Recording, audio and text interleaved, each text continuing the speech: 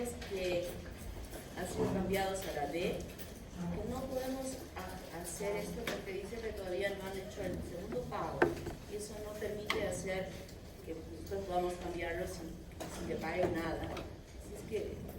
Si es que todavía no lo han hecho hasta el momento del examen, yo les voy a publicar una lista de todos los de la sección D que van a ir a una sección determinada en la relación de todos los alumnos, para que no haya problemas. ¿Okay? Bueno, el examen que les voy a tomar, porque les quiero informar de cómo es, porque no quiero que se sorprendan con esto, porque, qué rarito. Tiene 40 preguntas, 40 10 son estas de la letra A, son los del verdadero, etcétera, etcétera, y esas valen 1.5 cada una. El resto de preguntas solo son para marcar la verdadera, no hay estas de correlacionar, se debe marcar la verdadera. Y dentro de ellas habrán preguntas de casos clínicos, que son sencillos, de acorde a lo que hemos estudiado hasta ahora. Eso es muy importante porque los exámenes que ustedes van a tener del ENAM en el futuro son estas. Y ustedes ya tienen que empezar a aprender a cómo poder contestar. Y esas son las 40 preguntas. Las preguntas son como las que se las he puesto en el examen de los quiz, que no son tanto de memoria, son para que piensen, para que razonen. Lo que yo quiero es que ustedes con este tipo de preguntas se acostumbren a estudiar de una manera diferente, no de memoria. Lo que estudian de memoria no se acuerdan. Miren cómo han estudiado estos primeros semestres. Digo, les pregunto algo, no me quieren contestar, no sé si es por timidez, porque realmente no recuerdan. Y obviamente no recuerdan si tienen una mala forma de estudiar. En medicina no se puede estudiar de memoria, fracasan.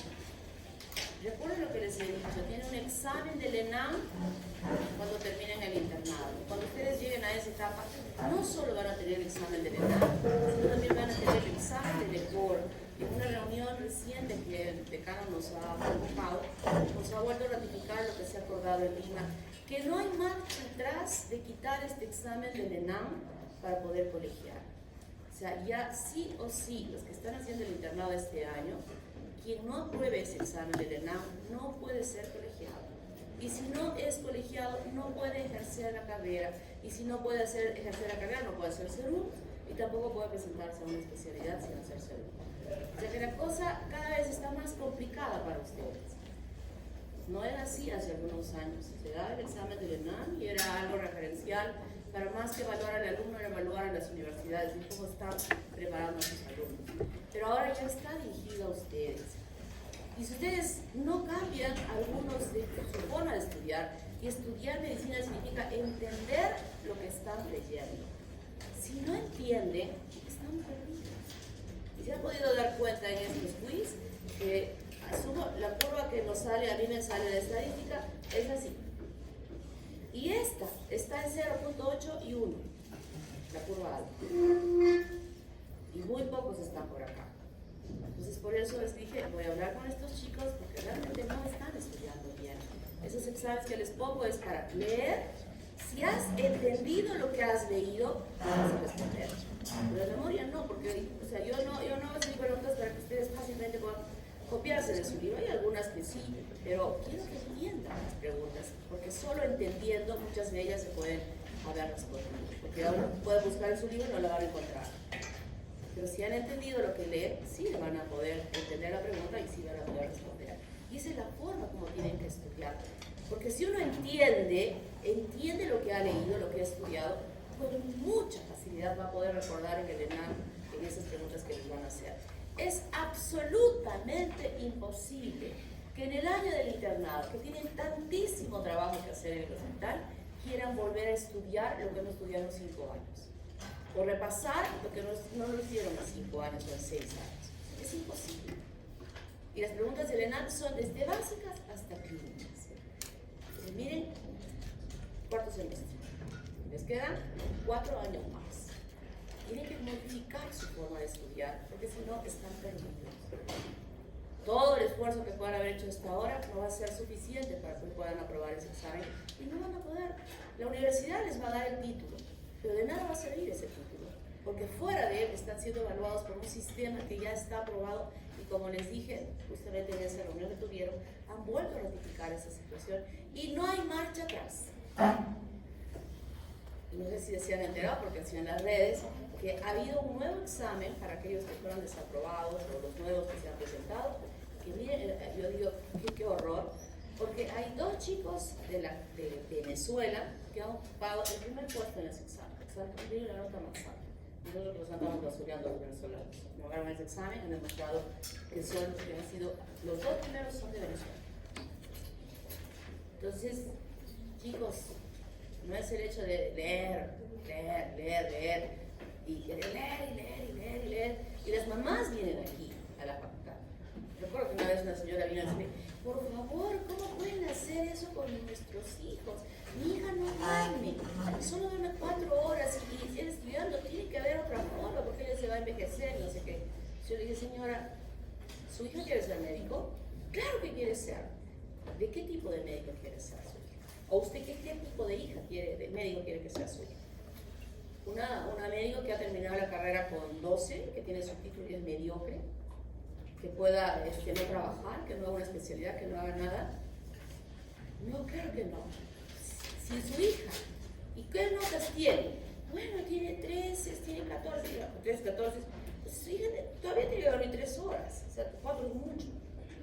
Si es que quiere realmente ser una buena médico, que asumo que eso es lo que usted quiere.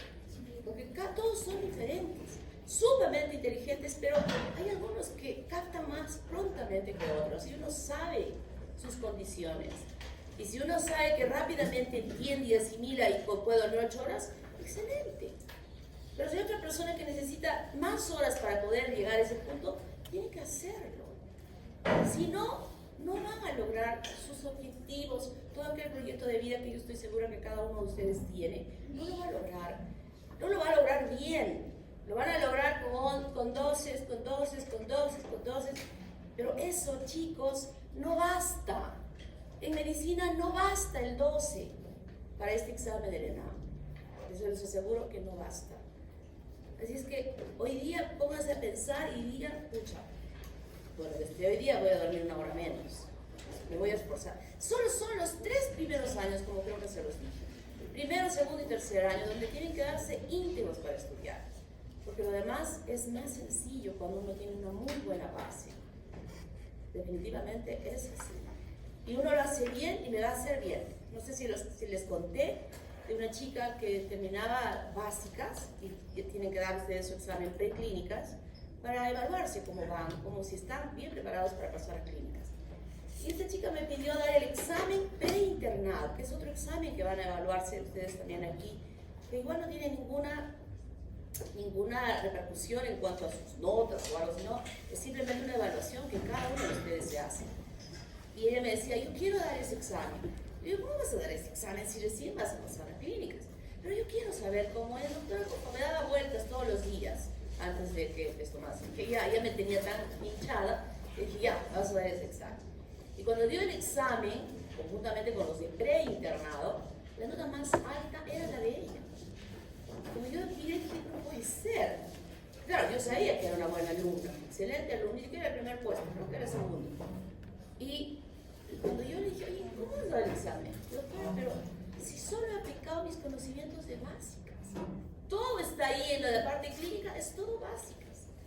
Entendiendo y razonando y aplicando lo que yo había entendido, pude resolver. Claro, había preguntas que definitivamente no sabía nada de esta parte de la parte de realidad sanitaria y esas cosas que ella no las contestó. Pero lo demás sí lo pudo contestar. Entonces, yo quiero decirles, eso es fácil si es que esto lo hacen bien. Bien, a conciencia, con responsabilidad, sabiendo que a futuro van a ser excelentes médicos, van a ser excelentes profesionales. Estos 3 años, así, duro, entendiendo, dedicándole todo el tiempo posible, les va a ir bien. Porque sustrato hay, cerebros hay. Lo que pasa es que están medio flojos. Y con una mamá que ahí dice, ay, no, pobrecita mi hijita que no puede dormir, que no duerme, que no descansa, ¿qué le va a pasar? Se va a enfermar. Peor, pues usted dice, si mi mamá me dice así, que pobrecita yo, entonces pues no estudio mucho tiempo, tengo derecho a dormir. No, piensen en ustedes. Esto no es difícil. Medicina no es nada difícil. Es sumamente fácil, pero es mucho. Es un montón lo que tienen que leer y entender. Esa es la diferencia. Es la diferencia, porque hay carreras que sí, tiene que estar piensa, creando. Los ingenieros, por ejemplo, están pensando que van a crear algo nuevo que no existe. Nosotros no creamos nada nuevo que no existe. Aprendemos lo que ya existe. Simplemente es entender. Entonces el examen es de esta forma. No quiero que se desaprueben ustedes con ese examen. Les estoy dando cómo es. Quiero que realmente piensen qué tienen que hacer a futuro. Bueno, esta es la última clase, como dije, y hablamos sobre la morfología de externa que lo que ustedes han estado viendo en esta semana en la práctica, o de repente algunos de la semana pasada, de cómo es esa forma externa que nos ayuda a nosotros a poder determinar qué tiempo de desarrollo tiene ese producto. Y empezamos con el primer día después del mismo periodo menstrual, donde se va a realizar la maduración de los folículos, que culmina en la segunda semana con la ovulación. Si es que ha habido una relación sexual o un coito, este óvulo, este ovocito que va a ser envuelto en sus semillas o estas células, va a lograr ser fecundado. Y a partir de esta tercera o primera semana de fecundación, la tercera después de la última regla, esta célula empieza a dividirse formando los dos primeros blastómeros y luego sucesivamente en muchos más, siempre limitados por la zona pelúcida, cuyas células internas, las blastómeras, van quedando más pequeñas. Recuerden que esto ya se está realizando en el trayecto de la luz de la trompa uterina. Y esa trompa, como habíamos visto también en la práctica, mostraba histológicamente dos tipos celulares, las células ciliadas y las células secretoras. Y estas células secretoras son aquellas que van a estar eliminando nutrientes para que estas células que se están formando, multiplicándose activamente, puedan nutrirse. Aquí no hay que ir la apertura de un capilar hacia la luz de la trompa y que esté bañando de sangre a todas las células que se encuentren allí. No, allí simplemente hay secreciones producidas por estas células secretoras de la trompa uterina que van a nutrir a estas células. Esas mismas secreciones van a empezar a pasar adentro de esta módula, separando las células en dos estipes, unas conglomeradas internamente y unas periféricamente. Aquí ya empiezan a diferenciarse estas células en dos estipes celulares que van a dar lugar al embrioblasto internamente y al trofoblasto externamente.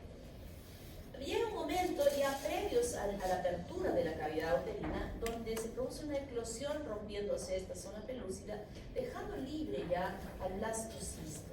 Y el blastocisto en su parte periférica está en este momento rodeada de células trofoblásticas. Estas células trofoblásticas le van a permitir, luego que ya ha llegado a la cavidad, a adherirse al epitelio de revestimiento de esta mucosa del endometrio. Luego que se produce la adherencia, aquí empieza la diferenciación celular del trofoblasto en sinciso trofoblasto y en citotrofoblasto. Y este sincicio, que es el que se va a diferenciar en la parte más periférica, es la que va a permitir no solamente adherirse más firmemente, sino permitir penetrar este espesor del endometrio con la producción de una serie de enzimas lípticas de destrucción de los tejidos que le va a permitir penetrar profundamente. Entonces, culminada la primera semana de fecundación, ya se ha producido esta adherencia y ya el inicio del ingreso del blastocisto en el interior. Empezando la segunda, ya más profundamente se va introduciendo más, hasta que finalmente se introduce casi completamente, cerrándose este espacio. Y en la parte periférica, este saco coriónico, que así le vamos a llamar, empieza a proliferar. Prolifera, crece, y adentro del espesor del endometrio, capturando, cuando yo decía crece y emite como pseudópodos, capturando glándulas y capturando capilares. El capilar dentro del endometrio viene la arteria uterina, se ramifica en las arterias endometriales, estas se ramifican estas arterias y luego van a formar capilares, ¿verdad? Estos capilares van a continuar con las vénulas chiquitas, venas, y se van a ir. Pero en este proceso en que está creciendo el sinciso trofoblasto, rompe este capilar, lo rompe, y al romper, aquí hay una entrada del capilar procedente de la sangre arterial, y por este lado el vaso de la sangre del capilar que iba a irse con la vena. Entonces aquí lo rompe y va introduciendo en estos lados de sangre, donde de la parte arterial está cayendo sangre a estos espacios y de la parte venosa están siendo empujados a estos lados.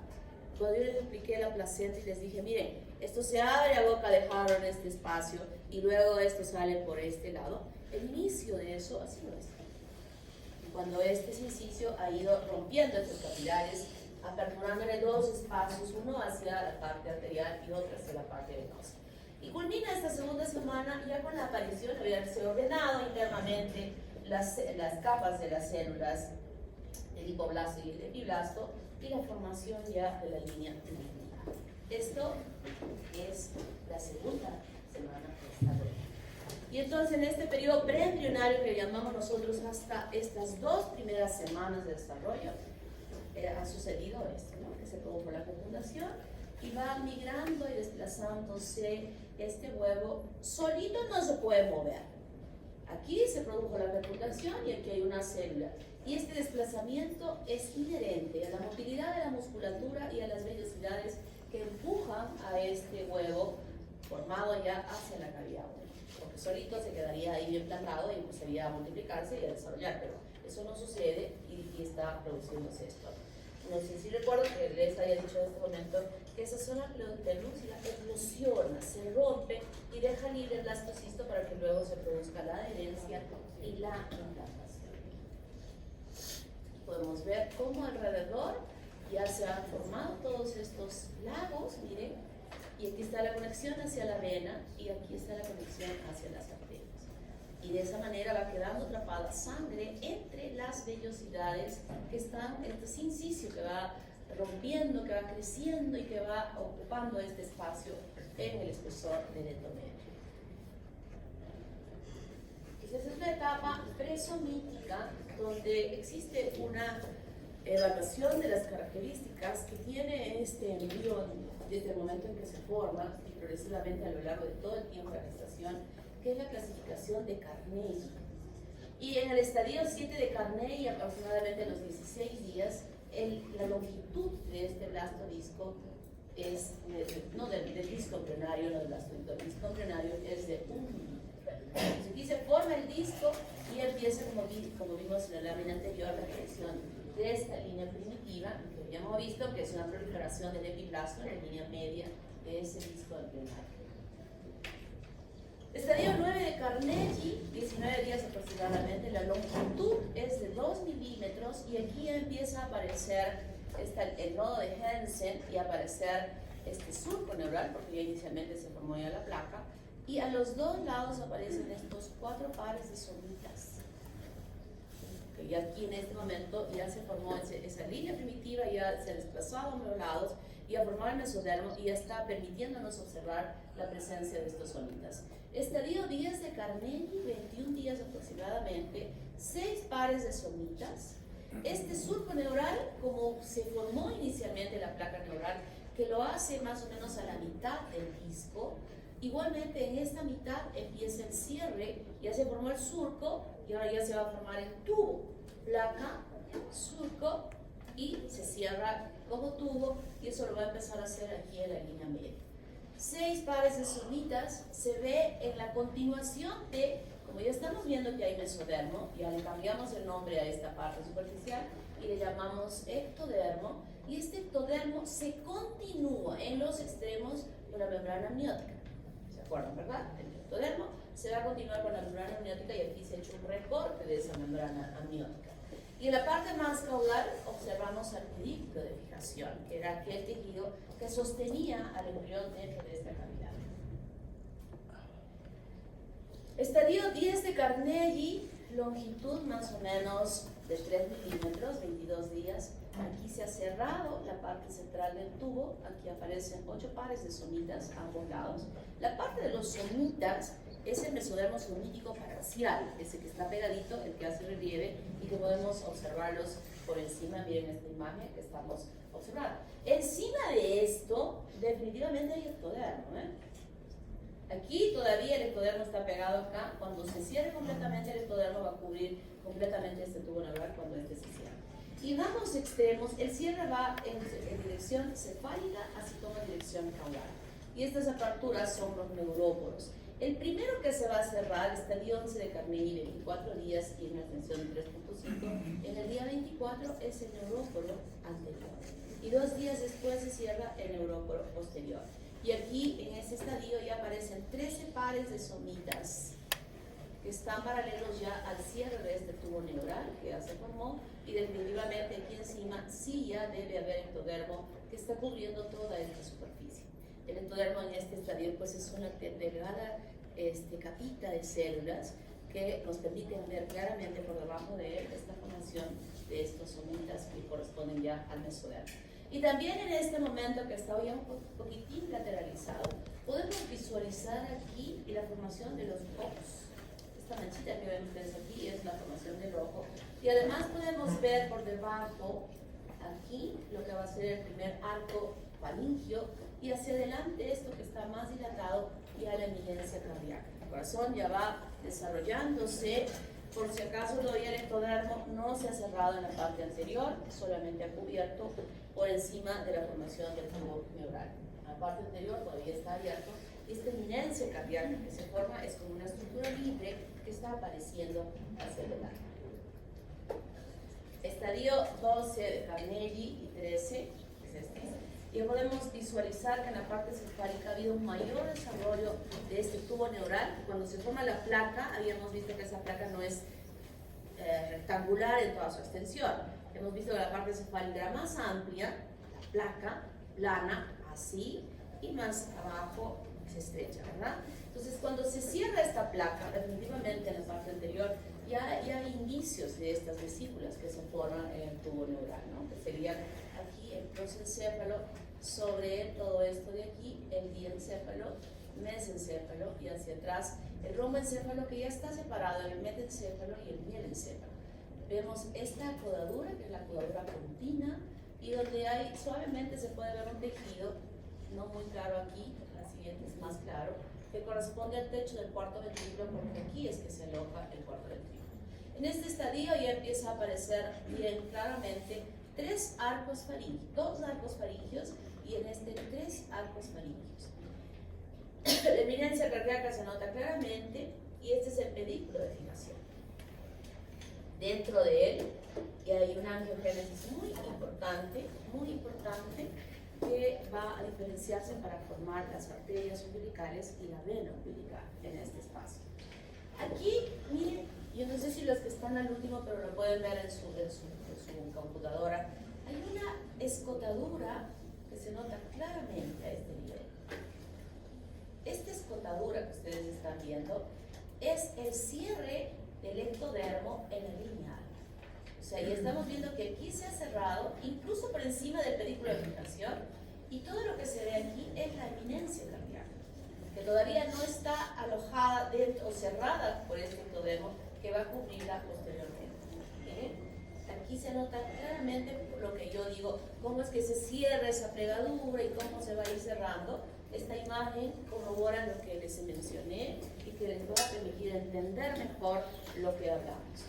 Además, ya empieza a aparecer esta aleta. En la primera, este es el miembro superior, que es el que aparece inicialmente, y más caudalmente en los días siguientes aparecerá a este nivel las aletas de los miembros inferiores. Y como en todos los animales, incluso en la drosófila, esta imagen que tenemos acá tiene esta permanencia de esta cola, que en algunos animales mamíferos se mantiene, a nosotros llega a cortarse y desaparecer. Pero hasta el pollo tiene, estas imágenes que ustedes han visto, es la del pollo. Y sin embargo tiene muchísimo parecido al ser humano en este aspecto, en este punto de desarrollo del embrión. 28 días, 4.5 milímetros de longitud, y aquí que nos evidencia claramente aparecen 34 pares de somitas. Eso lo han estado viendo ustedes en la práctica y han podido determinar más o menos a qué edad corresponde con las características y la longitud de cada uno de esos embriones. Y si no pudieron medir los embriones porque estaban chiquitos o no aparecían los embriones ahí en el frasco, porque antes los poníamos en unas placas Petri a los embriones. Y ustedes que son tan investigadores, con la pinza empiezan a jalar por aquí, jalar, a los pobres les van sin cabezas. No. aquí no podemos exponer esto que es tan preciado, porque todo eso que tienen ustedes en esos frasquitos son de humanos, no son de pollo, son de humanos. Y conseguir eso en ese estadio es pues tremendamente difícil, ¿no? Son aportes que hemos tenido, y si alguno de ustedes por ahí tiene un familiar, una enfermera, una obstetriz o un médico de los hospitales y pueden, a veces se producen abortos espontáneos que se pueden obtener, esto es ideal, bienvenidos sean, puede ganarse una décima de punto, ¿no es cierto? Más, porque lo destruyen, entonces por eso ya no los dejamos que los puedan ver ustedes, porque han destruido muchos. Estos son tan pequeños que los han destruido.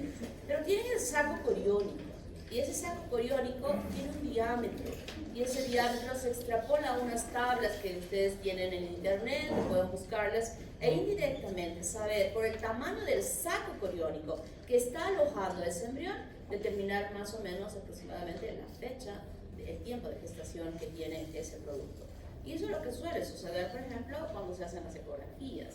Cuando son al inicio de la gestación es difícil poder, a un embrión de 1 milímetro de tamaño, pues es imposible que podamos distinguir. Entonces, es la dimensión del saco coriónico, que es mucho más grande, la que nos orienta a pensar en qué tiempo de gestación se encuentra esa mujer. En este estadio 14 de Carnegie, vemos mayor crecimiento de la masa cerebral, que al final es lo que más va a crecer a expensas fundamentalmente de los telencéfalos, quienes formarán los hemisferios cerebrales. Y aquí podemos ya visualizar una apertura, un hoyo, una placa óptica, que así se llama, que será responsable de la formación del conducto auditivo externo. Aquí ya más localizado. Aquí ya se cerró, miren, es par, todavía no, miren, aquí, y el pliegue está por acá. Ya está el pliegue acá. O sea, esto es el corazón y el pliegue ya está subiendo. Ya cerró todo esto, pero todavía le falta incorporar, que sí se veía en este estadio 15 de Carnegie, completamente cerrado, cubierto por el ectodermo. En este momento ya está totalmente cubierto por el ectodermo. Y aquí sí vimos que había aparecido la primera aleta y luego aparece la de los miembros inferiores. Y vemos que la cola como que se va acortando. 32 días, 5 milímetros, medio centímetro de longitud, medio centímetro de longitud, así, chiquitito. Y la edad es de 32 días y aquí el 44, 48 pares de somitas que empiezan a aparecer. Edad 36 días, longitud 6 centímetros, y aquí ya podemos ver que se ha cerrado completamente y las aletas que van desarrollando están mucho más expuestas y el pedículo de fijación se ve perfecto, continuándose aquí el ectodermo con lo que va a ser la membrana amniótica que va a cubrir el cordón umbilical. Estadio 16 de Carnegie, mayor desarrollo. Aquí sí podemos ver mejor el cuarto ventrículo con esta cobertura del pecho del cuarto ventrículo. Mayor desarrollo de la masa cerebral y visualizamos perfectamente bien al ojito. Mayor desarrollo de los miembros superiores, donde se ve claramente esta aleta formada, que es en realidad toda la mano. Es toda la mano. Aquí podemos ver que en esta aleta, que es totalmente homogénea, hay unas zonas oscuras. ¿Ves? Que hay como una depresión que es oscura. Los huesos de la mano, de los dedos de la mano, cuando esta está formada, empiezan a desarrollarse en el interior de esta aleta. Y cuando se ha formado de esta manera, hay apoptosis y separa a los dedos. Algunas veces esto no sucede por una falla genética o alguna situación, y los dedos, el niño nace con algunos dedos fusionando, o a veces todos, o a veces solo dos, y esta fusión se llama sindactilia. O sea, no es como este cuerpo que estuvo aquí formado y que de pronto empieza a crecer el miembro superior, y de eso empieza a crecer también los dedos como estas aletas. No, se forma toda esta, y en ella se forman los dedos como estamos viendo en esta imagen, adelantándose siempre en el tiempo el miembro superior al miembro inferior. Longitud 8 milímetros y esta formación de los arcos faríngeos muy importantes, que este que estamos viendo acá es el primero, que se ha dividido ya en dos porque será que dé origen a la formación de las estructuras de la carne. El corazón, siempre grande, siempre haciendo una prominencia importante en este tiempo porque ya empieza a sentirse los latidos. Estadio 18 de Carnegie. Miren estas sombritas que están viendo acá, es lo que yo acabo de mencionar, pero ya se está formando el antebrazo. O sea, primero sale la mano en su crecimiento, luego va a crecer y formar el antebrazo, y luego va a crecer y formar el brazo. Ya el orificio que se ha formado lo podemos distinguir claramente aquí. Los ojos que están formándose con todas las partes, primero la retina, luego el cristalino, la córnea y los párpados que se siguen formando, pero aquí. La posición de los ojos es de estos lados, lateralizados, ¿no? El primer arco faringio se va a dividir en dos porciones, una porción del maxilar superior y una porción del maxilar inferior. Que este primer arco faringio es el que forma casi la mayor parte de la cara y va a formarla así, todo esto acá, hasta aquí y hasta aquí, de un lado, labio superior, toda esta parte. Y la otra división de este mismo arco faringio va a formar toda esta parte de la cara, en la parte baja, y el labio hasta la mitad. Y del otro lado igual, y luego se aproximan y se fusionan aquí y aquí. Y toda la nariz, incluida esta parte, si ustedes se ven el labio, encima del labio hay una depresión, ¿verdad? Con una cresta para este lado y una cresta para este lado. Hasta eso, y esta parte del labio, y los dientes, los cuatro incisivos, provienen de una porción de mesodérmica que se llama el proceso frontonasal, que nace aquí, está por debajo del ectodermo y por encima de esta calota que se va a formar también de ese tejido y que va a ir descendiendo en esta forma. Va a ir descendiendo, y esto es muy importante porque crece antes del desplazamiento de esta porción del maxilar superior. Entonces, cuando se formó este proceso frontonasal, que será responsable de la formación de la nariz que llega aquí, cuando el ojo que está lateralizado empieza a avanzar hacia la línea media, tiene un límite que no le permite seguir avanzando. O sea, la formación de la nariz va a detener la migración de los ojos que estuvieron aquí y que nos están desplazando de esta forma. Cuando esto no sucede por una patología en el desarrollo del sistema nervioso a nivel del telencéfalo, que lo hace lentamente, que se llama holoprosencefalia, que esa patología se llama de esa manera, entonces el crecimiento del proceso frontonasal es lento y este desplazamiento es más rápido. Y cuando llegó aquí, no se encontró con esto y los ojos siguen avanzando y los dos ojos se van a colocar aquí, formando lo que se llama la ciclotía. Y la nariz, esta narina que empieza a formarse, como ha llegado más tardíamente, se va a empezar a desarrollar sobre la fusión de los ojos aquí, los dos ojos están juntitos, y se llama eso prosbosis, es como una trompita que crece ahí, y que ustedes lo van a ver en el laboratorio cuando les mostremos los frascos, tenemos fetos que tienen estas características, ¿no? Entonces, en este desarrollo que digo que esto viene de aquí, y esto viene de aquí, y esto viene de aquí, tan fácil, gracias a Dios en esta imagen donde ustedes no están marcados de lo horrible que es, feísimo, se parece mucho al Depredador. ¿Recuerdan esa película que tiene un espacio, un hueco acá? Y yo creo que esa figura que han puesto en esa película de ese actor, la hemos tenido de ver un embrión en este estadio de desarrollo. Porque se lo ven de ladito, ¿no? Pero si yo en este momento les hiciera el giro de la carita, estarían viendo claramente a este embrión con la cara del depredador, con un hueco acá, con una cavidad, y con estas estructuras que van avanzando en ambos lados. Aquí está el mayor desplazamiento, mayor desarrollo de la cabeza, y lo que sí podemos evidenciar que debajo de este ectodermo, el mesodermo ya empieza a diferenciarse en un tejido óseo que va a cubrir la masa cerebral. Y podemos visualizar estas imágenes que son las cisuras que después van a quedar y donde esta parte formará los huesos frontales, parietales, temporales y occipitales para la formación de esa cabeza. El ojito ya se formó, luego que se forma incluso la córnea, los párpados, incluso los pliegues, los párpados superiores e inferiores se cierran y se mantienen cerrados. El orificio del conducto auditivo externo va a tener modificaciones en relación al primer y segundo arco faríngeo, quienes serán responsables de la formación del párpado, del pabellón auricular.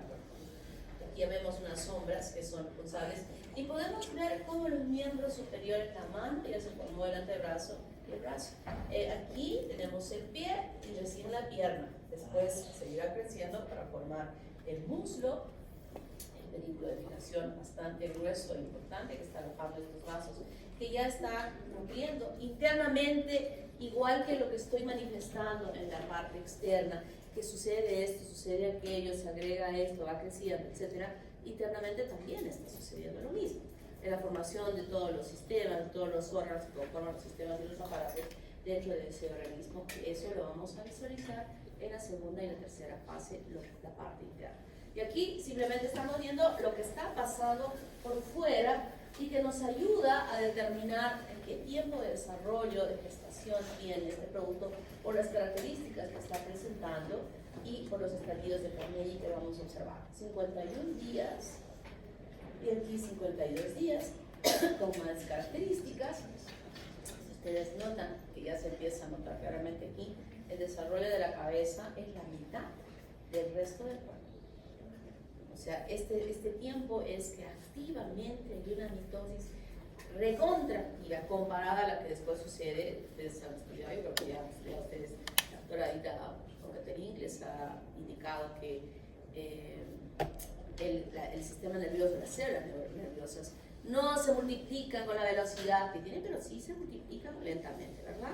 Muy lentamente, pero casi nada, diríamos, comparativamente a otro tipo de tejidos, de epitelios, como por ejemplo el epitelio de la piel, que tiene una multiplicación permanente toda la vida.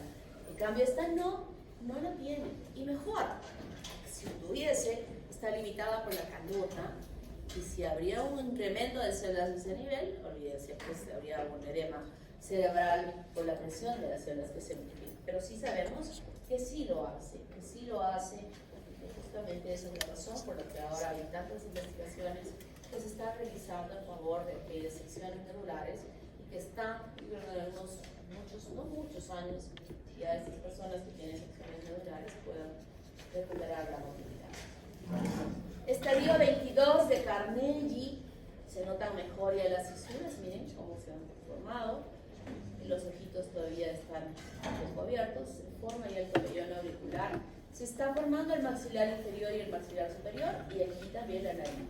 Aquí mejor aún la nariz, ya está formada, los ojitos se han desplazado, el pabellón auricular se está formando mejor, tanto en el miembro superior e inferior ya aparece no solo el pie, la pierna y también el muslo, la cola se acortó y la cabeza sigue manteniendo la misma relación de la mitad en relación a la extensión céfalo-caudal.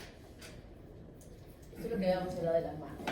Aletas, que en el borde de esta aleta hay una cresta apical ectodérmica, que así se llama, que es el ectodermo engrosado en la parte periférica de esta aleta, que es la que orienta bajo proteínas moleculares el desarrollo de ellas y la presencia o la formación de tejido óseo en su interior, que va a permitir luego que haya una apoptosis, separando los dedos que se individualizan normalmente. Lo que yo quiero sacar de esto por su cabeza es que el crecimiento es uno por uno que van creciendo independientemente de no meses. Crecen dentro de la aleta y luego se separan. Aquí tenemos embriones y sus anexos. Este es el saco coriónico. Como les decía, muchos de sus compañeros anteriores han destruido esto y a veces en algunos frasquitos solo se ve esto. Pero con estas tablas directamente podemos determinar si el saco coriónico mide tanto, entonces ese embrión que se encontraba ahí tiene tanto tiempo de desarrollo, ¿no? Y las características que les han visto muy bien en el pollito, en la lámina 16, perfectamente bien, y nos vamos a poner en el examen, y hay que poner un puntero en ese estereoscopio para que puedan ustedes decirnos qué es lo que observan en esa lámina, ¿no? Es la lámina más bonita porque está clarito todo lo que se equivoque en esa pregunta en el examen práctico de sus redes nerviosas. Aquí ya bien formadito, un ser humano perfecto con su saco coriónico, donde vemos lo que habíamos visto en la placenta, en esta cara fetal cubierta por el amnios, los vasos se ramifican, introduciéndose en los troncos principales de estas vellosidades que serán las que formaron la placenta y aquel polo frondoso que se mantuvo frente a la testigo basal y que formó la placenta. Entonces, hasta la 8ª semana, culminando la 8ª semana, hemos dicho que las 2 primeras semanas era la etapa preembrionaria, iniciándose la 3ª hasta culminar la 8ª semana, se llama etapa embrionaria, y esa es la etapa en la cual existen todas las modificaciones en esas células que han dado lugar a la formación de este ser humano chiquitito, sumamente pequeñito. Allí se formó, en este tiempo se formó el corazón, los pulmones, el tubo digestivo, el hígado, todo, la mano, los dedos, los pies, los ojos, todo, absolutamente todo. Y lo que va a suceder en la etapa fetal, que empieza al inicio de la 9ª semana, hasta la semana 38 o a veces 40, de acuerdo a los meses lunares que se van contabilizando, esa es la etapa fetal. Y en esta etapa fetal, lo que va a suceder en este producto es crecimiento y maduración. Cuando me refiero a maduración, me estoy refiriendo a la maduración en cuanto al funcionamiento de esos órganos que inicialmente se formaron. Que hasta ese momento lo único que está funcionando en ese embrión, lo único que podemos detectar que está funcionando es esto. Corazón.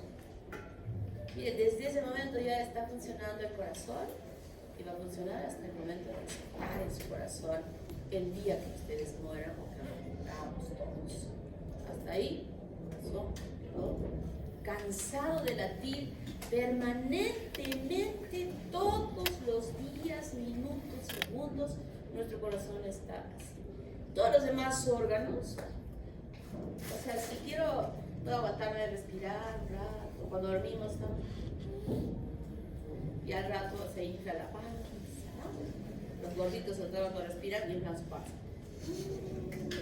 Y después así. Imagínense si nuestro corazón hiciese eso. Dice, ya me cansé, a ver, voy a latir. Y así, callado. Desde ese momento ya empieza a latir. Los otros órganos no, están maduros, no están funcionando. Pero en esta etapa sí, van a empezar a funcionar. Van a empezar a funcionar progresivamente todo, porque va a ser un tiempo de preparación para que luego que se produzca el nacimiento, ese feto, ese que va a nacer y se convierte en un recién nacido, pueda perfectamente vivir sin la unión de ese cordón umbilical hacia su madre. Y eso se tiene que lograr, y se requiere un tiempo importante, no es cualquier tiempo, son 9 meses, son 40 semanas, son 10 meses lunares. O sea que todo ese tiempo es importante para que esto suceda. Y durante este crecimiento igual podemos visualizar cómo esta cabeza aquí sigue siendo la mitad y progresivamente va a ser un tercio de la longitud. ¿Por qué? Porque hemos dicho que es el tiempo donde se multiplicó y se multiplicó y se multiplicó y se multiplicó hasta este nacimiento, donde ya esto casi no va a crecer. Casi no va a crecer. Ustedes van a su casa, toman una cinta métrica y se miden el diámetro de su cabeza. Mídense cuánto es y me avisan después cuánto es que se han medido. Cuando nacen, ese diámetro en forma casi normal no debe ser mayor de 35 centímetros de diámetro, no de diámetro, de circunferencia. Diámetro sería así, ¿no? De circunferencia. 35 centímetros. Eso es lo importante. Hay que medir. Si medimos 35 al momento de nacer y luego, o 36 al momento de nacer, que ya está normal, que está echando esa cabeza. Le medimos 2 días después, sigue en 36, le medimos después, está en 36.5 y después le medimos, está en 37. ¿Qué tuvo ese niño al momento de nacer? ¿Qué tuvo? Se llama esa patología cuando los niños les va creciendo la cabeza. Y les crece la cabeza porque las suturas todavía no están consolidadas y su fontanela no está completamente cerrada por el crecimiento óseo. ¿Se llama? Macrocefalia. Hidrocefalia. ¿No? Pero si al segundo día le mido 36 y a la semana sigue 36 y al mes sigue 36, simplemente ese es un cabezón, pero no tiene, ¿no? puede suceder, ¿no? Hay chicos que tienen la cabeza grande. inteligentes, ¿eh? No necesariamente. No les tengan miedo. Y entonces este producto empieza a crecer, a crecer. Sus órganos empiezan a funcionar. Todo él está alojado en la cavidad amniótica y esta cavidad amniótica está conteniendo líquido, el líquido amniótico. Y ese líquido amniótico es el transudado de la sangre y está incrementado o disminuido, manteniendo una proporción normal durante todo el tiempo. Claro, se va incrementando cuando va creciendo, pero en un nivel normal.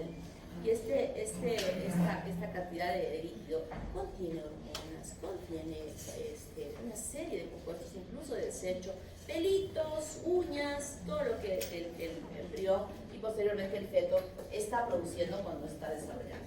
Y en esa producción, el volumen de este líquido es aportado por la orina de ese niño. O sea, cuando digo que empieza a funcionar, y empieza a funcionar su aparato digestivo, su aparato urinario, etc. Felizmente que el digestivo no tanto en relación a la eliminación de heces, pero sí en relación a la devolución de líquidos. Devolución de líquidos que tiene que hacer. Entonces nosotros valoramos ese diámetro de la cavidad abdominal y es el médico que va controlando, monitoreando a la gestante, va midiendo todos los aspectos.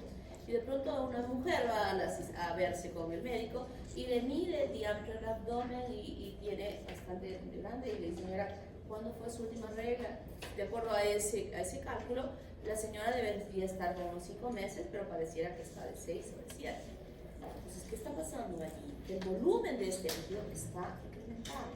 O al revés, que vaya a medirle y el diámetro pareciera que fuera de 5 y le dice que ya tiene 7. Entonces, estas dimensiones nos orientan a estar evaluando un funcionamiento de este feto que no es normal. Si está funcionando bien, la luz de su tubo digestivo es totalmente permeable en toda su extensión, ese niño va a deglutir normalmente ese líquido amniótico. Y como resultado de esa deglución, el volumen va a disminuir. Si su tracto urinario es perfecto y funciona bien, va a orinar. Pero si no funciona normalmente porque hay alguna alteración en todos estos conductos, entonces el aporte de orina va a ser menor. Y entonces cuando hay mucho líquido, hablamos de polihidramnios. Y se va relacionado a casos de trastornos del tubo digestivo o neurológico. Porque si hay un problema neurológico, por ejemplo de una anencefalia, que no ha desarrollado su masa cerebral, entonces el niño no puede deglutir, todo tiene paralizado, no puede deglutir. Es el sistema nervioso y una alteración en el pasaje. Y esa alteración en el pasaje se puede deber a una estenosis, cierre tubular, casi como un embudo chiquito, o una atresia, que es el cierre completo de la luz de ese intestino. Cuando eso tiene el niño, va a haber polihidramnios. Pero cuando no ha habido una buena eliminación de orina, es escasa, hablamos de oligohidramnios. Y el oligohidramnios no solamente tiene una reflexión ahí, sino que ese niño que en ese líquido tiene que estar moviéndose, que su cara esté libre en el líquido, puede al momento de nacer tener alteraciones morfológicas incluso en la cara. La nariz achatada, la cara aplastada de un lado, o sea, no tiene una armonía, porque ha habido poco líquido y ha estado presionado hacia las estructuras óseas de esa cavidad uterina, de la madre obviamente, porque no había este líquido que cumple un rol muy importante. ¿Cuál es la función del líquido allí? La permanencia de ese producto allí es la amortiguación. El mismo sistema de la médula del sistema nervioso central en el tubo neural, donde hay este tubo de óseo que se tiene de la columna vertebral, donde hay un líquido cefalorraquídeo que también tiene esa misma función para todo el sistema nervioso central. Eso mismo sucede con la mujer, ¿no? Entonces el líquido es muy importante para que este feto empiece a desarrollarse perfectamente hasta el momento del nacimiento, que aún en ese momento sirve. Cuando se rompen las bolsas y va a nacer el niño por vía normal, por vía vaginal, el descenso del líquido facilita y arrastra más a ese niño hacia la parte más caudal para que se produzca el parto. O sea, hasta en ese momento es útil este líquido amniótico. Y este líquido amniótico nosotros es una forma muy importante de ser evaluada a través de un procedimiento que se llama amniocentesis. Cuando no se conoce, no se puede determinar con precisión el tiempo de desarrollo de ese niño que oriente a pensar que sí deban hacer o no deban hacer todavía. ¿Por qué? Porque probablemente hay una inmadurez pulmonar que no le permitiría a él sobrevivir fuera de la cavidad uterina. Entonces lo que se hace es este procedimiento que es el más exacto. La ecografía a veces no ayuda bien en este diagnóstico, y lo que se hace es una amniocentesis obteniendo líquido amniótico, y donde en él vamos a medir unos fosfolípidos, lecitina y desfenomielina, cuyas tablas están ya diseñadas, que valoran y determinan con estas cantidades de estos fosfolípidos, este niño está en 36 semanas de desarrollo, todavía no debe nacer. O decir, está muy bien, no hay trabajo de parto, pero ya está bien. Entonces podemos o inducir un parto o programar una cesárea. ¿Qué significa inducir un parto? Significa que si una mujer no está en trabajo de parto, o sea, no tiene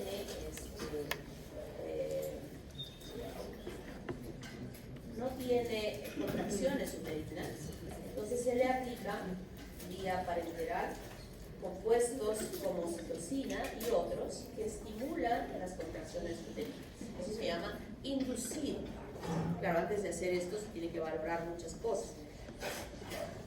En la mujer, si tiene una pelvis ginecoide, si no tiene algún otro problema, por ejemplo, cardíaco, y en el producto, si no tiene sufrimiento, si su frecuencia cardíaca está en qué valores, normalmente 140. Si ese niño tiene 130, no puede ser inducido, porque ese trabajo podría agravar más, las contracciones que se van a producir van a deprivar más la oxigenación a ese producto y podría ser grave, y en ese caso sí hay que programar una cesárea. Pero en otro caso no, tiene una buena pelvis, si el niño está bien, se puede inducir. Y hablamos de conducir cuando ya inició el trabajo de parto y por alguna circunstancia no continuó ese trabajo de parto. Entonces ya hay borramiento, ya de repente ya se quedó con 1 centímetro de dilatación, entonces se aplican las mismas drogas y prosigue el parto, ¿no? Entonces esa amniocentesis nos sirve a nosotros para poder valorar perfectamente bien si este niño puede sobrevivir perfectamente fuera de la cavidad del útero cuando ya se ha producido el nacimiento. Y entonces tenemos un producto, siempre vamos a decir producto relacionado a los fetos, que está bien, saludable y que puede nacer. Y que ya lo hemos visto en la clase pasada, cómo es que se produce este nacimiento. Está creciendo este pequeñito, creciendo, hasta que tiene todo cubierto inclusive de estos pelos. En este crecimiento, las glándulas sebáceas que cubren toda la superficie de su cuerpo trabajan eficientemente y trabajan produciendo gran cantidad de grasa que no se libera, sino se adhiere a la superficie de la piel y que le va a cubrir durante 9 meses sumergido en el agua para evitar que la piel se macere con el agua por la gruesa capa de grasa que está cubriendo esta superficie. Ustedes han visto o van a ver que nacen niños a veces blancos, no porque su piel es blanca, sino como que les hubieran pintado con manteca sobre toda la superficie. Algunos niños más que otros, pero en general todos tienen esta grasa que se llama el untus sebáceo. Además podemos visualizar ya el crecimiento de los cabellos, y en muchos de ellos, que también en toda nuestra superficie del cuerpo tenemos vellos, ¿verdad? Que están asociados a estas glándulas sebáceas o al lado, incluso que salen estos pelitos, pero que en ellos durante ese tiempo ha cubierto completamente la superficie del cuerpo, que es una pilosidad muy finita que se llama lanugo. Algunos más que otros. Hay niños que nacen como monos, totalmente cubiertos de pelos, y en los días siguientes van cayendo esa pilosidad y ya la piel va quedando sin estos pelos, ¿no? Entonces, finalmente se completa, y con el crecimiento de estas uñas que van creciendo también, y estas se van soltando, igual células de la piel que se han podido descamar, van cayendo a ese líquido amniótico que también contiene estos compuestos producidos por estas eliminaciones durante todo el tiempo del desarrollo.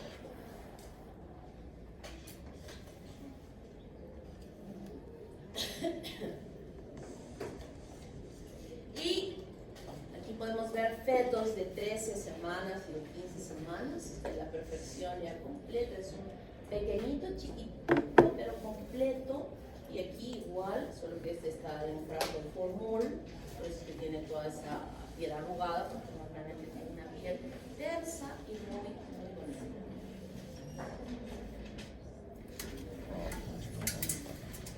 Feto de 29 semanas alojado dentro del útero, una pared que se adelgaza, donde hay hipertrofia e hiperplasia en esa musculatura lisa del útero. ¿Ah? A ver, hablen fuerte. ¿Desayunaron o desayunaron? No.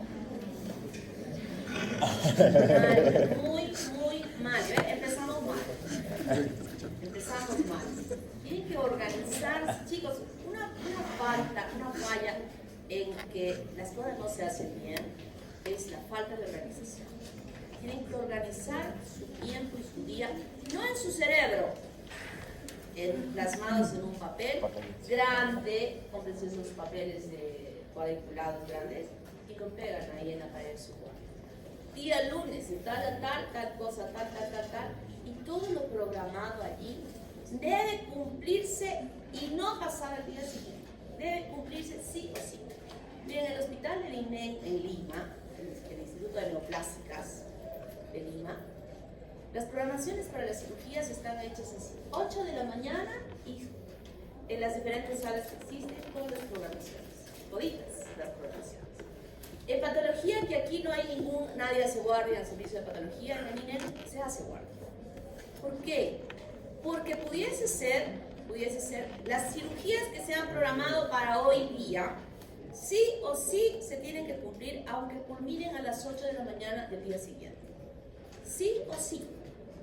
Y uno no sabe muchas veces con las cirugías en oncología qué va a encontrar, hasta dónde se ha extendido el tumor, y cada operación que pudo haber estado programada para 3 horas puede durar mucho más, pero sí o sí se tiene que terminar todo, porque al día siguiente la programación ya está hecha para empezar con otros pacientes que están viniendo de tantas ciudades y que el hospital no los va a poder tener por más tiempo.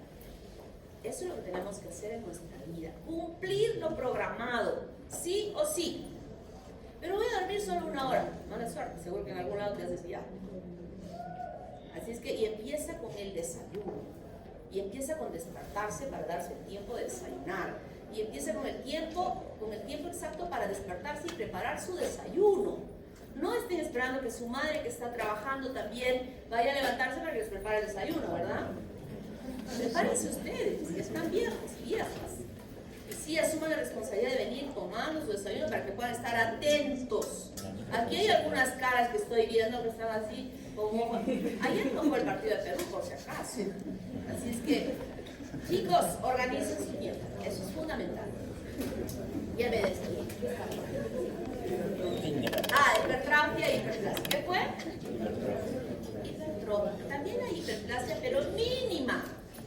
Hipertrofia, que luego miren cómo se estiran las fibras que alojan a un chico a veces de 5 kilos. Imagínense cuando todavía la mujer tiene embarazos generales, cuánto más. Sin embargo, luego que se ha producido el parto, estas fibras que se han alargado van a encogerse, van a reducirse y van a mantener, qué sé yo, medio centímetro más el tamaño inicial. Que si fuera hiperplasia, la mujer se quedaría con un útero enorme y el segundo un útero más grande, y al palparnos el abdomen tendríamos un tumor, ¿no? Pero es una hipertrofia muscular la que se produce, y los niños, miren, a veces nacen con pesos bastante importantes, que tienen hasta su rollo en el cuello, y eso es a veces difícil para el nacimiento. Por eso la evaluación del parto, el momento del parto, es una evaluación que se hace nuevamente. Ya conocemos cómo es la pelvis, pero el tamaño pudiera ser una pelvis ginecoide perfecta, pero ese niño está, por los cálculos que hacemos de medir el contorno de la cintura de la mujer y la altura uterina, eso nos va a dar un valor de decirnos aproximadamente, este chico va a pesar 4 kilos, 4 kilos y medio. Ese 4 kilos y medio van a ser por una pelvis ginecoide imposible. Entonces, a pesar de que tiene su pelvis ginecoide, va a programarse una cesárea. Entonces, esas valoraciones se hacen en ese momento. ¿Cuáles son los periodos críticos del desarrollo? desarrollo humano. He dicho que las 2 primeras semanas son las semanas, es la etapa preembrionaria, desde la 3ª hasta la 8ª, la embrionaria y aquí la fetal. Estas 2 primeras semanas pueden ser afectadas por cualquier situación extraña al desarrollo normal de él y que se considera, se denomina todas estas situaciones teratógenos que dañan el desarrollo de ese embrión normalmente, pueden hacer 2 situaciones. Una situación es que el agente de daño que puede haber ocasionado que destruya las células en cualquiera de estos tiempos, completamente, las destruye. Significa eso que no va a proseguir el desarrollo de este producto. Se eliminó, porque el agente fue tan nocivo que lo destruyó. Pero si a ese agente nocivo resistió una célula que pudo haber sido del embrioblasto o pudo haber sido el tromboblasto, una célula que tiene genéticamente la información de esa unión del espermatozoide y el óvulo, si ha quedado una a la agresión que había sido expuesta, tiene todo el potencial de diferenciación para que a partir de esa célula se comporte como que estuvo aquí, la formación del huevo, y que a partir de esa célula empieza nuevamente todo este ciclo de divisiones. Exactamente. Entonces, cuando una señora que ha tenido un accidente bastante grave, que incluso está en coma, con múltiples fracturas, le toma mucha radiografía, le ha puesto muchas medicaciones, ya por fin sale la señora, ya pasó un mes, 2 meses, ya empieza a estar consciente y dice, ¿y menstrué cuando estuve así mal, algo sangrado, algo en todo este tiempo? No hubo sangrado, pero entonces no he menstruado, ¿no? Y dice, bueno, esta señora dice que no ha menstruado, vamos a hacer un estudio, y resulta que está embarazada. Y de acuerdo a los cálculos, su fecha de última regla, que sí recuerda a la señora o lo tenía anotado, se da cuenta que el accidente fue más o menos en este tiempo. Y la señora entra en crisis terrible porque le dice que está embarazada y dice, como cualquier mujer, así, ¿qué va a hacer de mi hijo? ¿Cómo van a hacer? Será un monstruo que tendrá una angustia total, una depresión total. Y dice, doctor, ¿cómo va a ser mi hijo ahora, por favor? ¿Qué le contestas a la señora?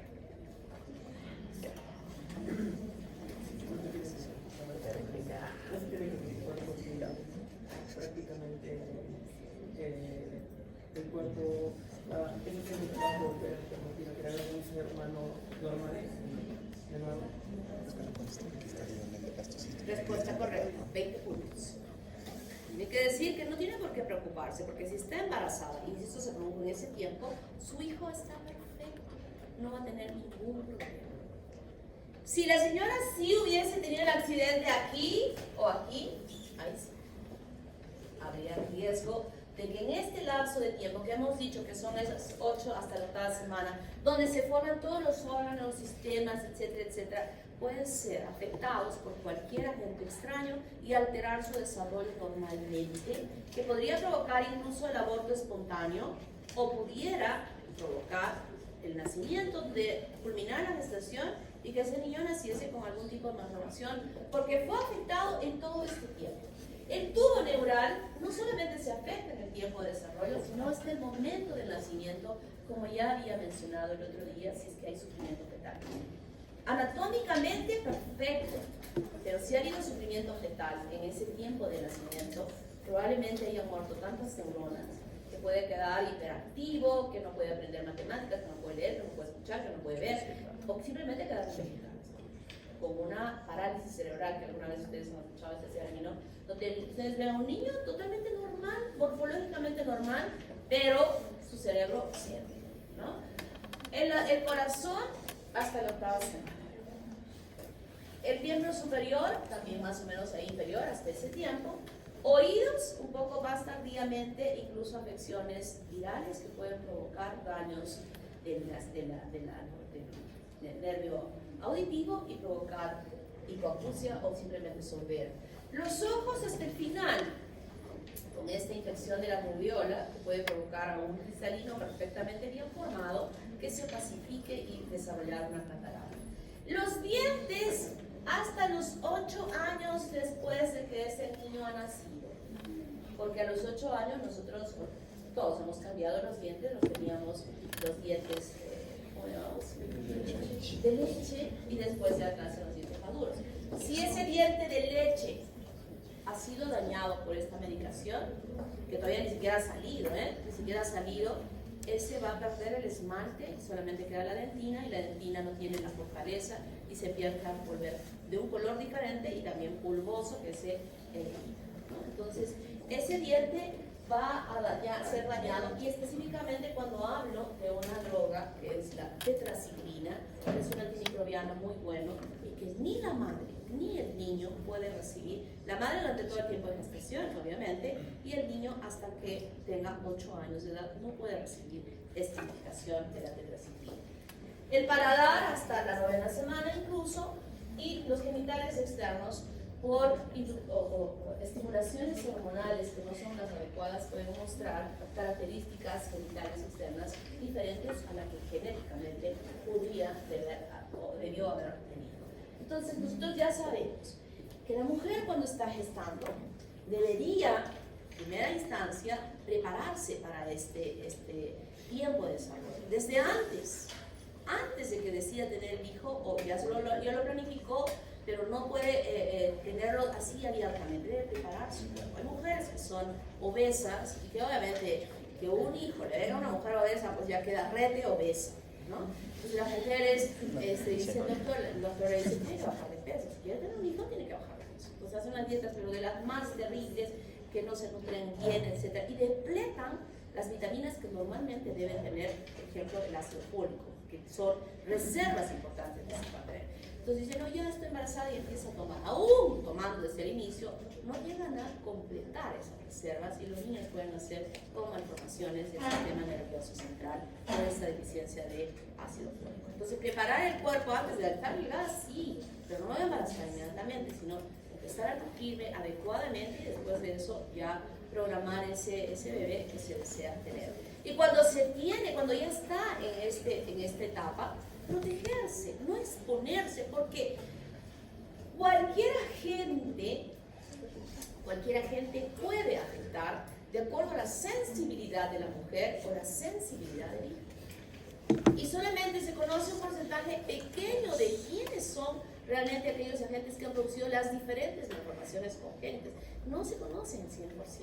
Pues hay un porcentaje grande que no sabemos qué agente produjo esa malformación congénita. Y frente a este hecho, la mujer tiene que estar protegida durante todo el tiempo, no exponerse, no ir a lugares cerrados donde hay mucha gente, que alguien puede estar tosiendo, no comer cualquier cosa, o sea, debe protegerse para evitar alguna malformación que, como dije, no se sabe, un porcentaje enorme no se sabe qué llegó a ocasionar esa malformación congénita. Porque se hace un estudio retrospectivo y que hizo un recomiendo que tomó y aparentemente todo estuvo normal. Pero el metabolismo de la mamá y del niño que está desarrollando puede ser diferente entre todos y ocasionar una malformación congénita, ¿no? Entonces las mujeres que están gestando deben pensar en este hecho y hay que explicarles para que no haya ningún tipo de exposición que pueda dañar a ese bebé. Y ahora vamos a ver la embriología molecular, que ustedes tanto quieren, ¿verdad?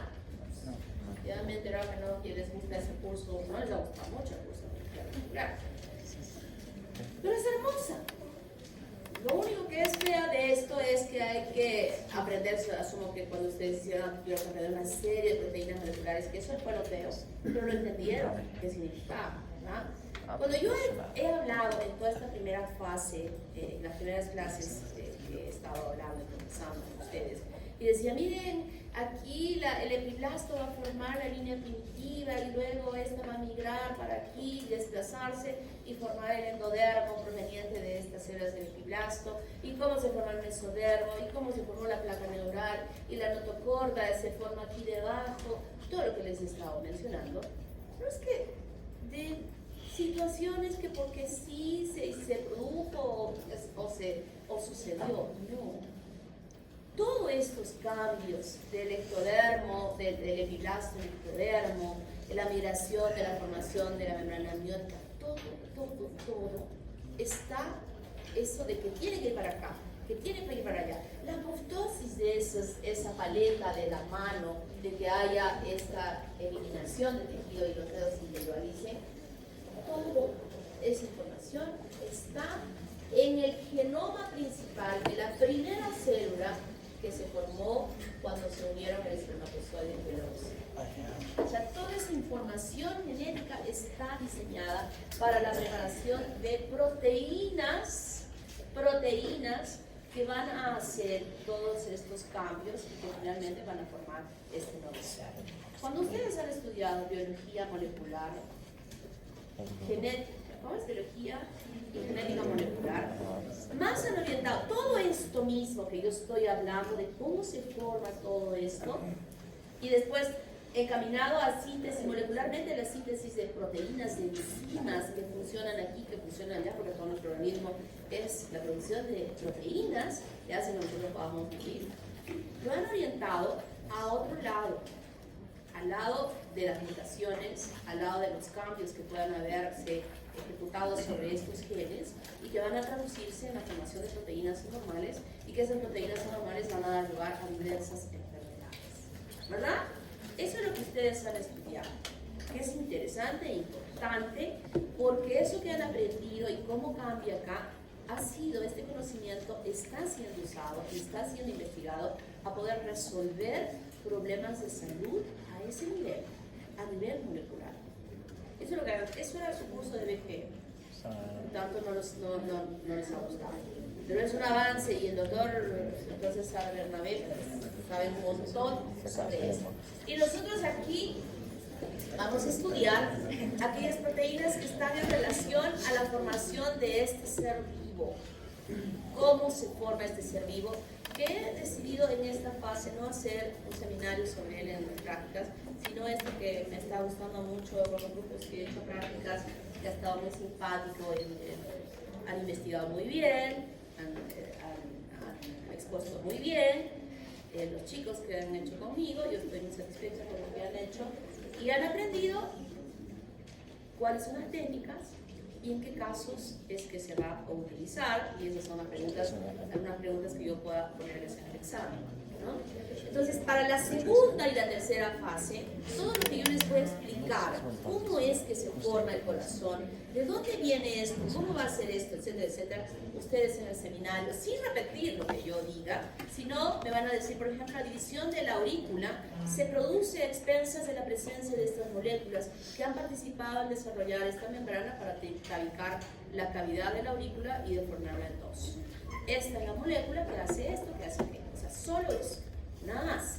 Pero van a conocer cuáles son esas moléculas que han participado en este proceso, que yo en la clase se los voy a explicar para que lo entiendan y que después ya entendido ustedes puedan aplicar ya la biología molecular. ¿Está claro? Así que no se espanten con esa palabra molecular. He dicho molecular y han puesto unas caras, Dios mío. Entonces la embriología molecular estudia las moléculas que dirigen el desarrollo embrionario y debe considerarse la conservación de genes que guían ese desarrollo y que habían sido formados cuando se unieron el espermatozoide y el ovocito. Y aquí hay los genes reguladores van a diferir muy poco entre los seres vivos, por eso es que todos los estudios realmente se han hecho en la Drosophila, que es un mosquito, que tiene toda, así casi muy parecido a lo que sucede en el hombre. El estudiar esto en el hombre pues es imposible, no vamos a sacar embriones a ver las mujeres y las embarazamos y después ya para estudio, vamos a retirar todos esos embriones, ¿no? Entonces, pero se ha podido determinar que esto es casi muy parecido al hombre, por eso se ha estudiado muy bien en la Drosophila. Un gen puede tener diferentes funciones, ojo, en distintas fases de desarrollo y en diferentes órganos y sistemas. O sea, no es exclusivo que un gen, bueno, hay genes también que son exclusivos para el desarrollo de un órgano, como también hay algunos genes que participan en diferentes tiempos del desarrollo y en diferentes órganos. Los genes específicos pueden expresarse en procesos normales y anormales. Cuando se expresan en formas anormales es justamente en relación a algún cambio que ha podido suceder en ese gen y que va a traducirse como anormalidades que en nuestro caso, lo que estamos estudiando, se va a traducir en malformaciones congénitas. Y en el caso que han estudiado en biología molecular, está relacionado a enfermedades, ¿no? Cuando ya todo estuvo bien formado, pero esta formación en relación a la función se ha alterado.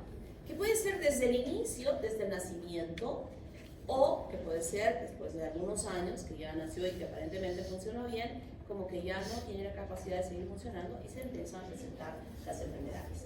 Actualmente se investiga la formación de genes mutantes en el cáncer, por ejemplo, los proto-oncógenes, que convierten células normales a tumorales. Y no solo porque la habilidad que pueda tener esas células normales es inherente a ese gen, definitivamente. Hay mujeres que están infectadas con el papilomavirus y que todavía están con los tipos que son oncogénicos y que no desarrollan cáncer. Mientras que hay otras mujeres que están infectados con tipos de papilomavirus que no están dentro del grupo de los que son más cancerígenos y que sin embargo desarrollan cáncer. O sea que puede ser, de acuerdo, digo, a la habilidad que pueda tener esa célula, y esa habilidad de esa célula está en relación al genoma que tiene esa persona. Su desarrollo está controlado genéticamente de acuerdo a las etapas de desarrollo cuando nos referimos nosotros a esto que estoy yo diciendo, ¿no? Entonces tenemos grupos de genes que van a participar en él. Por ejemplo, en el periodo de huevo-cigote están los genes efectores maternos, muy importantes porque aquí se va a determinar de qué lado de ese disco embrionario que se está formando va a estar hacia adelante o va a estar hacia atrás. Si va a estar todo. Imagínense que en esa alteración de este genoma, la cara está para acá y el tórax va a ir para atrás, o sea, con una visión para atrás. O sea, eso no es... Pudiera ser, pero hay genes que van a participar en la formación perfecta de ubicación en la organización anteroposterior, ¿no? Pero aquí puede alterar. Estos son los genes que están involucrados en esto. Durante la segmentación, son tipos de genes de segmentación comunicantes, y aquí van a definir regiones amplias del cigoto. Participan todos ellos cuando digo que definen regiones amplias, región cefálica, región torácica, región abdominal, que se definen perfectamente y qué órganos a futuro van a desarrollarse en estos segmentos. Imagínense que el corazón se ponga acá, en el abdomen, y que el hígado aparezca más arriba. O a veces sucede, por ejemplo, la dextrocardia, ¿no? Que el corazón que siempre está ubicado a este lado, se de este lado.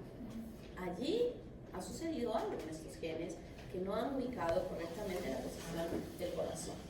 Felizmente no tiene tanta repercusión en la salud de las personas, y que puede una persona tener su corazón del otro lado y no de este lado, ¿no? Pero hay órganos que definitivamente no van a estar bien. Y en esas posiciones anormales en las regiones puede inclusive estrangular vasos sanguíneos que pueden necrosar determinados órganos y se nacen con agenesias renales, por ejemplo, que la persona solo nazca con una porque la otra fue estrangulada en su vaso de irrigación y murió, y nace solo con un riñón porque la estrangulación de la sangre provocó la muerte de ese tejido dentro del riñón. En la vasculación están los genes pares que definen 7 segmentos ya en forma más específica. En la neurulación, los genes de polaridad de los segmentos que aquí definen 14 segmentos para individualizar mejor todas las estructuras que se van a llegar a formar. Cuando sucede una mutación, definitivamente esto no va a estar perfecto.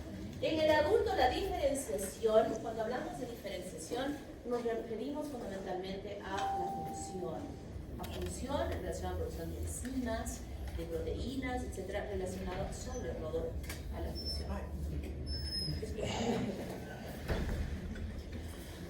¿Por qué?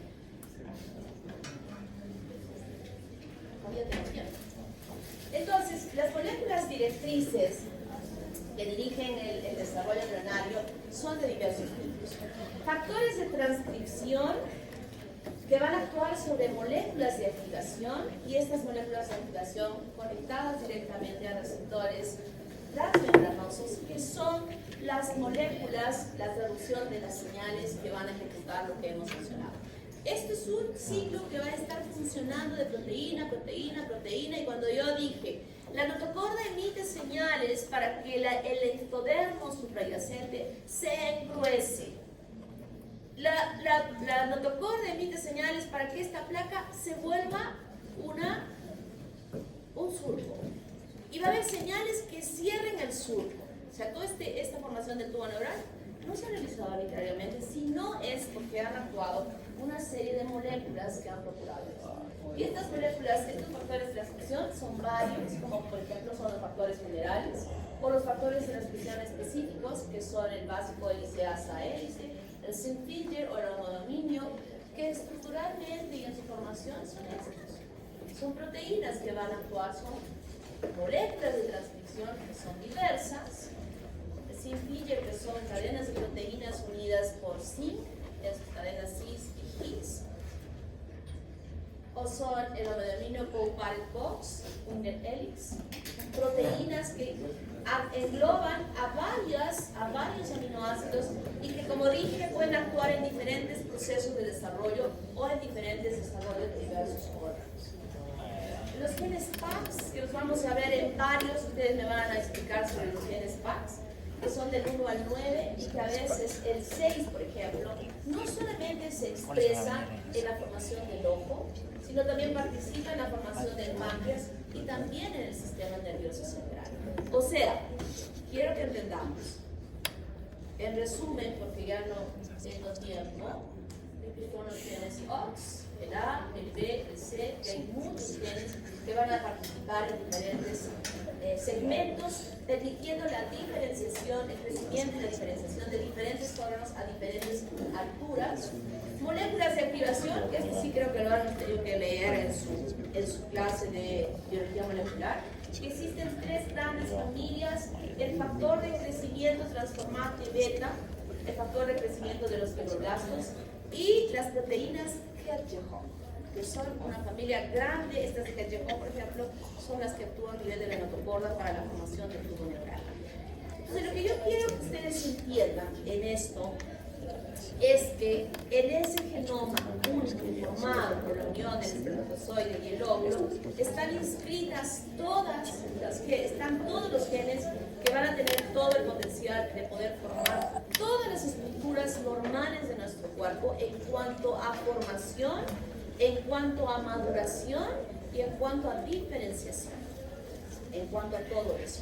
Y las alteraciones que pueda haber en estos genes por razones de mutaciones o por razones que puedan haberse alterado por fuera, por agentes externos, se van a traducir finalmente en que haya un desarrollo anormal, y ese desarrollo anormal le llamamos malformaciones congénitas que pueden permitir el nacimiento de un ser vivo en el futuro, que a veces ni siquiera, miren, algunas de las malformaciones ni siquiera se identifican a lo largo del tiempo de la vida de la persona, sino que en la necropsia se pueden encontrar. Ustedes han tenido sus cadáveres cuando han hecho anatomía, han encontrado vasos en posiciones diferentes o otros vasos que sin embargo ven en el cadáver que es una persona de 40, 50 años, ha podido vivir sin ningún problema, ¿verdad?